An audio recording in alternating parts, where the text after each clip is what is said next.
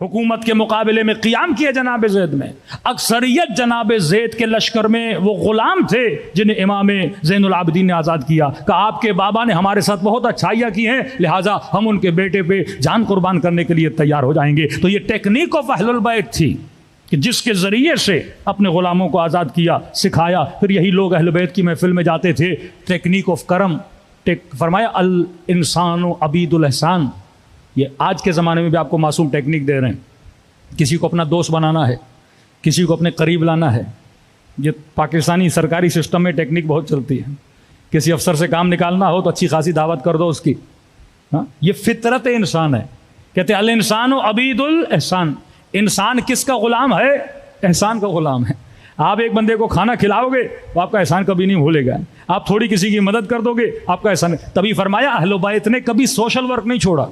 ये रात के अंधेरों में यतीमों को खाना देना, यतीम परवरी करना, फ़कीर परवरी करना, ये बेवा परवरी करना। क्यों? क्योंकि उनके दिलों में क्या आती थी? मोहब्बत आती थी। ये मसाइब के जुमले कि इमाम हसन फरमाते हैं दरवाजे पे दस्तक, कोई खातून 2 बच्चे लेकर मेरे दरवाजे पर आती है। क्या देखता हूँ? बच्चों के हाथों में दूध के प्याले हैं। पूछते खातून किसके लिए लाई हो? का मौला मेरी एक ऊँटनी है, बस उसी ऊँटनी से मेरा घर चलता है।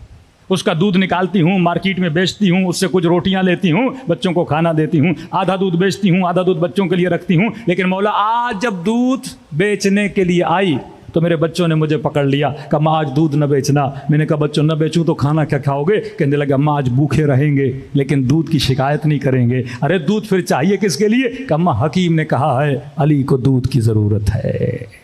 हाँ, इस कदर इन बच्चों के दिलों में अमीरुल मोमिनीन की मोहब्बत। और दुश्मन अगर प्रोपेगंडा करता है वो भी इसी जरिए से कि शाम के बच्चों को बकरियां देकर, और जब उन बच्चों की उन बकरियों से लगाव हो गया, छोटा बच्चा है ना, उसको बकरी दे दी। 1 हफ्ता बच्चा इस बकरी के साथ खेले, 2 हफ्ता इस बकरी के बच्चे के साथ खेले, और उसके बाद भेज दिया सिपाहियों को कि बच्चों के सामने बकरियों के गले काटो।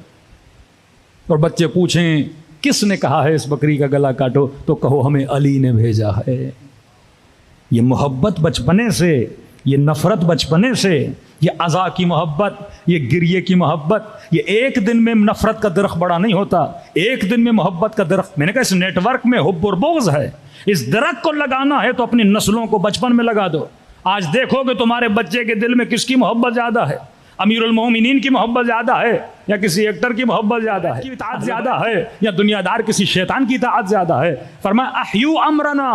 मासूम क्या फरमाते हैं? मकसद अज़ा फरमाया हमारे अमर को जिंदा करो, हमारे फरामीन को जिंदा करो। तुम्हारे घरों में अहले बैत का अमर जिंदा होता हुआ नजर आना चाहिए। जब अमर जिंदा होगा तो फरमाया इमाम ज़माना का ज़हूर भी क्या हो जाता है? आसान हो जाता है। आपके उलमा ने इन्हीं टेक्निक से अपने दुश्मनों को ज़ेर किया। ये वाक़या बड़ा मशहूर है, यहाँ आगाए मोहसिनुल हकीम का है या आगाए अमीनी का है, मुझे दकीकन पता नहीं। लेकिन ये हमारे एक मर्जा थे, सऊदी अरब गए हज के लिए। इतने बड़े मर्जा जब वहाँ पहुँचे तो वहाँ के हुकाम ने उनको दावत देना चाहिए कि आप हमारे पास खाना खाने आइए। तो इन्होंने कहा कि आप किसी बहस मुबाहिसे के नहीं कि हम कोई बहस नहीं करेंगे, कोई मुबाहिसा नहीं करेंगे, सिर्फ आप आइए खाना खाइए।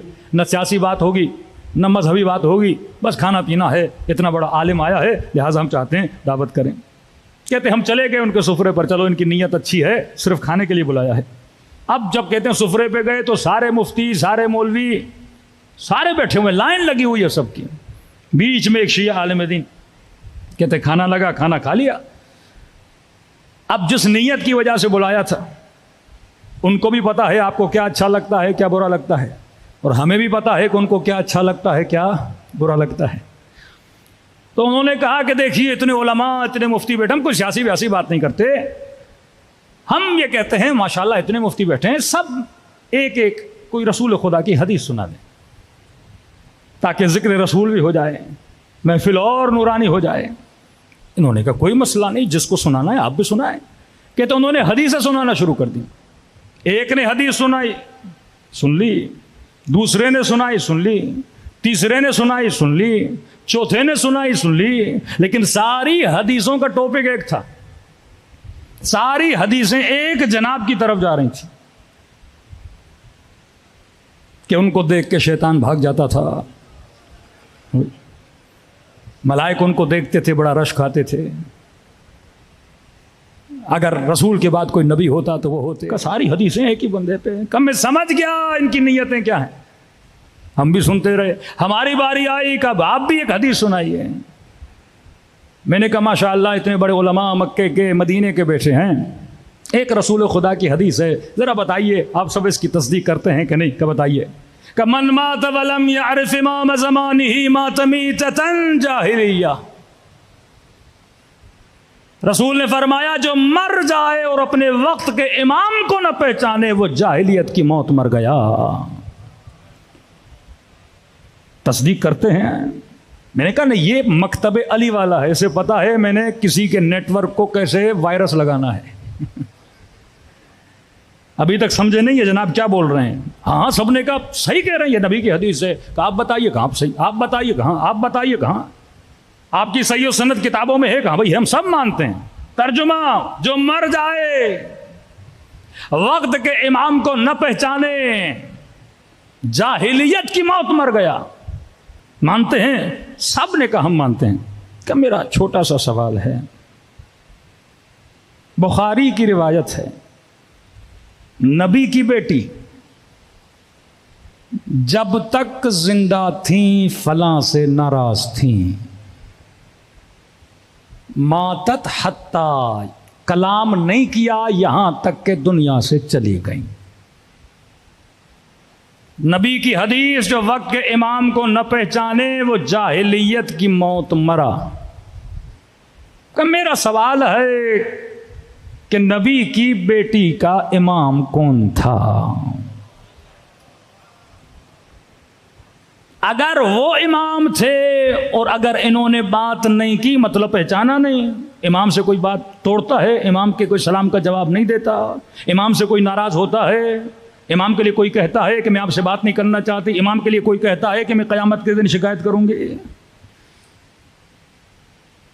तो आपका क्या कहना है कि नबी की बेटी अलियाज़ु बिल्लाह मारिफत के साथ दुनिया से गई या बगैर मारिफत के दुनिया से गई? मातत मीतत जाहिलिया। कि या तो उनका इमाम वो था जो आपका है, या तो उनका इमाम वो था जिसका हाथ बुलंद करके नबी ने गदीर में कहा था मन कुन्तु मौला हो फहाजा अलीयुन मौला। कपिंद्रो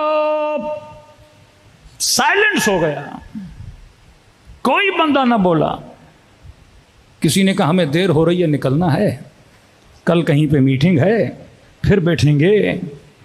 तो जिस तरह उसने अली के दावे जैसा दावा किया था ना और कहा था कि सलूनी के दावे ने तो हमें जलील कर दिया, तो इन्होंने भी कहा इससे एक हदीस पूछ के हमने खुद को जलील कर दिया। सलवात पढ़े मोहम्मद वाले मोहम्मद पर।